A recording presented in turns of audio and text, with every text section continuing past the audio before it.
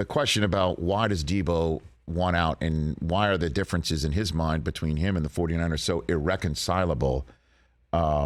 Is it his usage as a running back more than he was as a wide receiver? I mean, we played a soundbite that he said when he was in his one appearance during last season on this program, late November, the Tuesday before Thanksgiving, when he came on, and he was just the leading rusher for the 49ers in a win over the Jacksonville Jaguars. And he said he preferred catching it and running with the ball than just running it. And so he also didn't have much to say on the subject matter as they were going on that playoff run. Telling you, I'm sure you and all the Cowboy fans are sitting out there saying, where was this dissension on his usage when we could have used that sort of dissension instead of them coming out of the locker room like they were going to Mardi Gras with looking for business.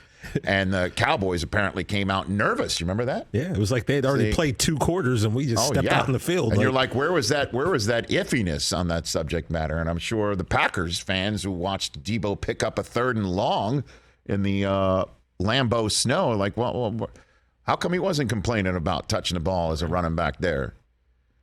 Then as he ran one in on the Rams in the NFC Championship game, that was on a pass. But I mean, he led the 49ers in the NFC Championship game in rushing yards too.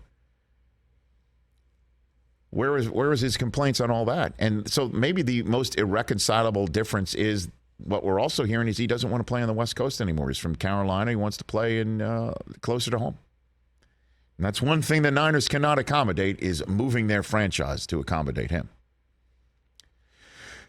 And then there's the business aspect of it. There's the money. And we talked about this two days ago, is that the wide receiver market in the NFL, you've got not one, not two, but 3 incredibly talented, difference-making receivers whose contracts are up at the end of this upcoming season because they were drafted in the 2nd round outside of the 1st round where there's a 5th year of contractual control.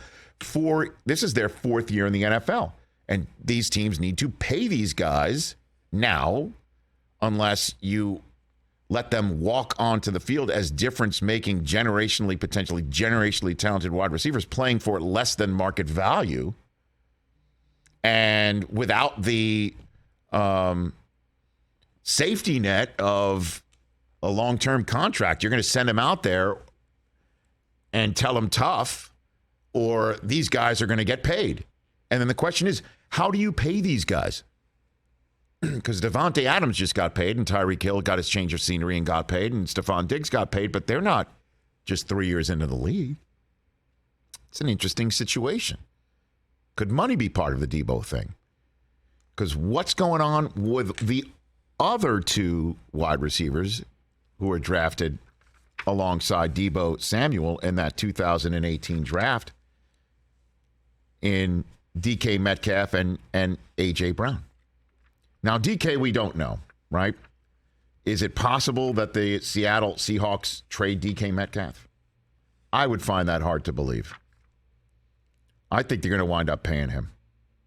And I think he's going to stay put. Now watch, he gets traded over the next several days before the draft. Hey, you watched all the way to the end. Thanks for that. Watch more right here.